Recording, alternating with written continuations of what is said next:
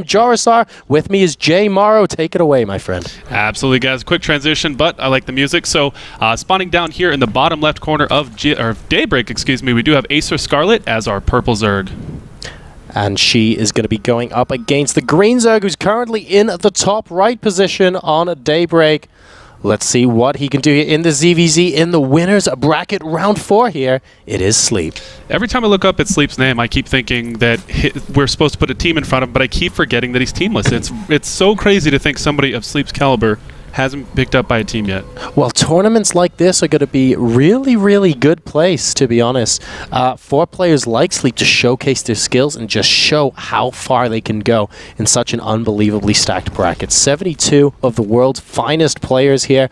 We've seen some crazy big names get knocked completely out of the tournament in the lower bracket round 2, 3, 4, like really early on in the tournament here. Crazy times, and nothing better, really, to get your name out there than to just keep winning. And unfortunately, we just heard that MMA was eliminated. How depressing is that? Oh, wow. MMA has been eliminated as well? This is one of the first winners round games we've casted in a while. Actually, this is winners round 4. Both these players have gone this far on. I mean, Sleep, somebody who has always had really, really high expectations to him, is doing very, very well at this tournament so far. Yeah, I completely agree with you, but the problem is he's up against a pretty strong opponent in Scarlett. I mean, she has been on a tear so far, and she's showing no signs of slowing down. So both players going for their hatcheries first here.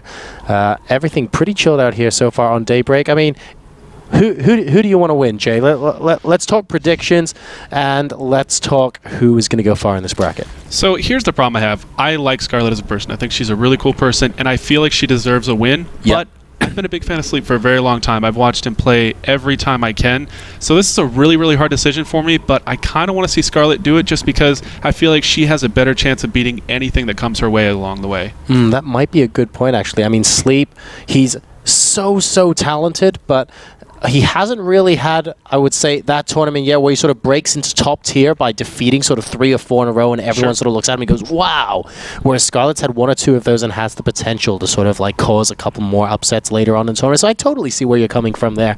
And we'll have to see what happens, though, in this best of 3. Both players are mirroring each other more or less to the T so far. Of course, the rush distance here on Daybreak really, really long. Won't be able to go through the middle of the map because of those destructible rocks as well. So they have to go either above or below. Makes for early game aggression a little bit more awkward, but of course you do see it from time to time for people to throw each other off guard. I'll have to see what these guys end up choosing for their tech routes once they grab their gas. Yeah, and what I love about watching Scarlett play is usually when you get a good feel for what she's doing in a specific matchup, that's usually what she's going to do for the rest of the tournament. She usually has one specific type that she's going to do at a tournament, and she just seems to do it very, very well and gets it very, very perfectly done. So, you know, I feel like if just watching Game 1, we'll get a really good idea of where Scarlett's headed in this matchup. Well, I think that's a really good point, actually. Have you managed to see a lot of Scarlett's ZvZ from earlier on in the tournament? I haven't. I've been chained to this desk all day. So we'll see. Oh, and looks like Scarlett is going to be the first to go for a baneling nest, though. So, and that might end up being part of a SimCity at the natural expansion there. We see it positioned near to the ramp, so potentially another building or 2 can go to force Sleep to go the long way around. And Sleep is not getting a baneling nest of his own, so it's not exactly something slightly later or anything like that. He, in fact, is going to be going straight for his Roach Warren. Ooh, kind of an interesting matchup here. Usually, you know, I don't want to say usually, but more than the average right now, I'm actually seeing a lot of baneling play from a lot of players. They're going hatch first, getting a decent amount of gas, and then going for the banelings defensively, and then transitioning up. But actually, Scarlett, she's getting her second gas geyser, and there's her lair at the 5-minute and 51-second mark. All right, so pretty quick layer coming out from Scarlett in comparison to Sleep. Roach Warren is nearly complete, though, so let's see if he wants to go for some sort of attack here early on. Supplies more or less dead even at around 40 right now, and if we take a quick look at the worker count, they're actually dead even at 34 as well. So we just have a little bit of a difference as far as tech goes, and it looks like Sleep is actually going to be going for this timing. 7, now 8 roaches in production. Now, we did actually see this earlier today when I was casting with Sham2. This is something we saw a little bit of feigned aggression come out, but to be honest, with 8 roaches and 8 Zerglings in production, I don't think it's actually going to be feigned. I think that Sleep is actually opting to go for a little bit of pressure timing here. 12 Zerglings are in production now, so he's really going to go for this. He's got a little bit of supply left available to him, and so he'll build a couple more units here. He doesn't have a baneling nest, so these are only going to be speedlings with these roaches.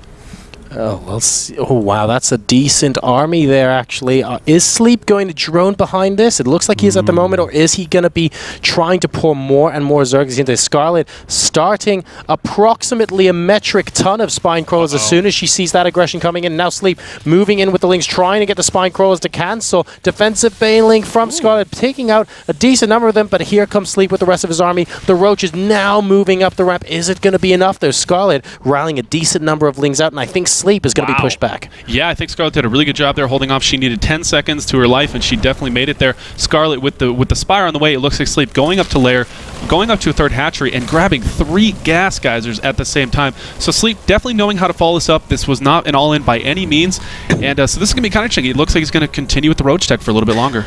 But now Scarlett, of course, with that significantly earlier lair, obviously Sleep tried to go for a little bit of a timing there, didn't quite get that to work out, and as a result, Scarlett already has a Spire about halfway complete, and Sleep's going for a third. This could be great for Scarlett. This counterattack might end up doing a bit of damage. The Roaches, though, they're in time. Once the Mutas get there, though, I think Scarlett's going to have an excellent time being able to basically bat Sleep around for a little while because his lair's so late. And what I love about Scarlett's defense there, what did she build? She built spine crawlers. They only cost minerals, so now she has 750 gas banked up that she's going to be able to pour all of it into Mutalisks and be able to harass Sleep very, very hard. And, you know, of course, I don't think Sleep has scouted anything as of yet. As far as the Spire goes, no, he has not. So this is going to come to a complete surprise to him.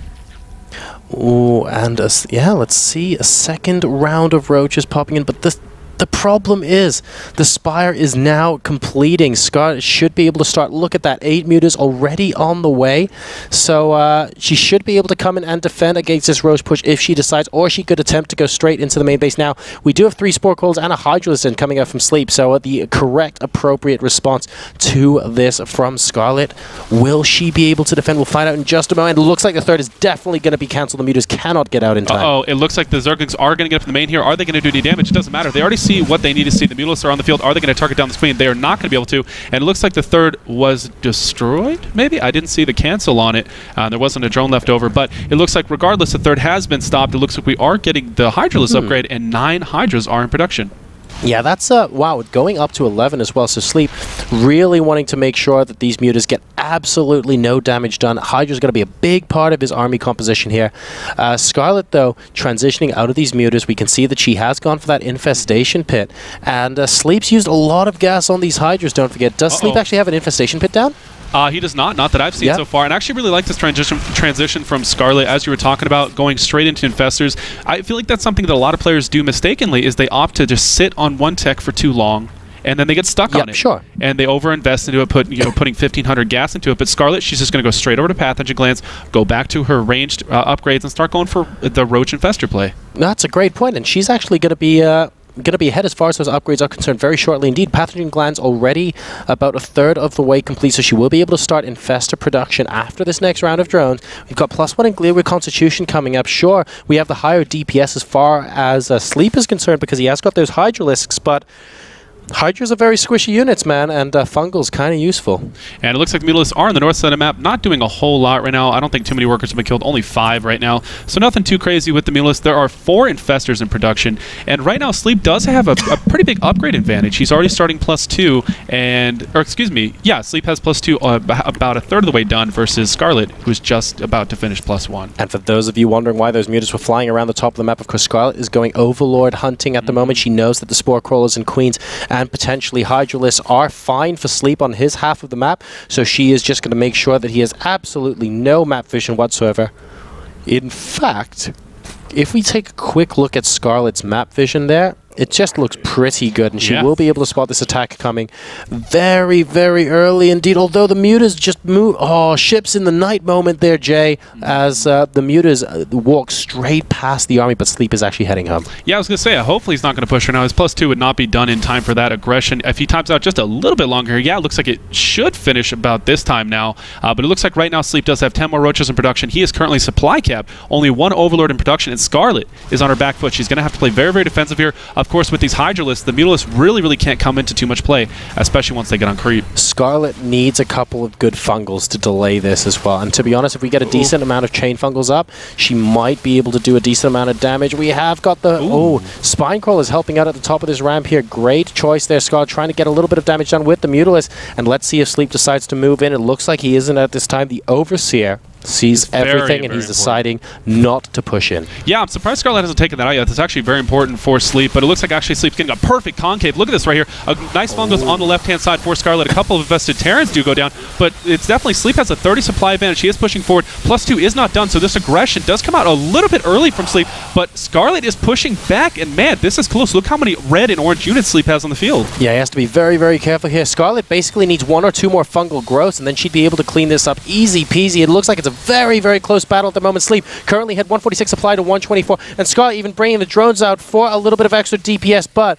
sending them back to mine. Not a lot of them were lost there. In fact, I don't think any of them were lost quite just then, but Sleep's reinforcements are huge. Yeah, now that +2 is finished, so these units are starting to really pack a punch. The drones have been pulled again. The last few 2 infestors may get targeted down here from Sleep, and Scarlett is definitely on her back foot, pulling more and more drones all the way down to 17 worker kills from Sleep so far. All of these units are in the red, but I think Sleep, it doesn't matter at this point. He is pushing forward. Units coming from both sides, even with a bit of a move command there. I think he may just kill the third off here. That was very close in that initial engagement, but Sleep opting not to drone behind it, continuously producing more units, and that's what made the difference, Jay, in the second push. Burrowing to regain hit points on those roaches as well. Great choice there. Scarlett defended so well in the first push. Those fungal growths did unbelievably immaculate job of staying at the execution of the third base potentially, but then the follow-up from Sleep was just a little bit too strong, and Scarlett's infestors by that point didn't have the energy they needed.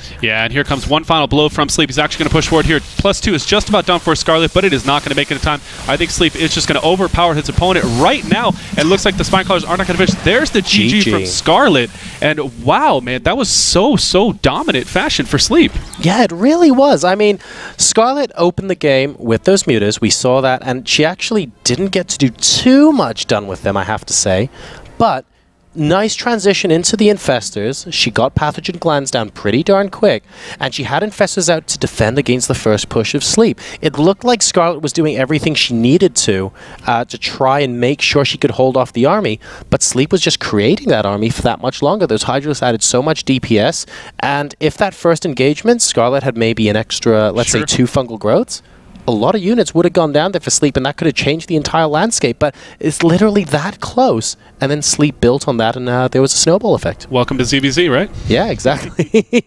Enjoy your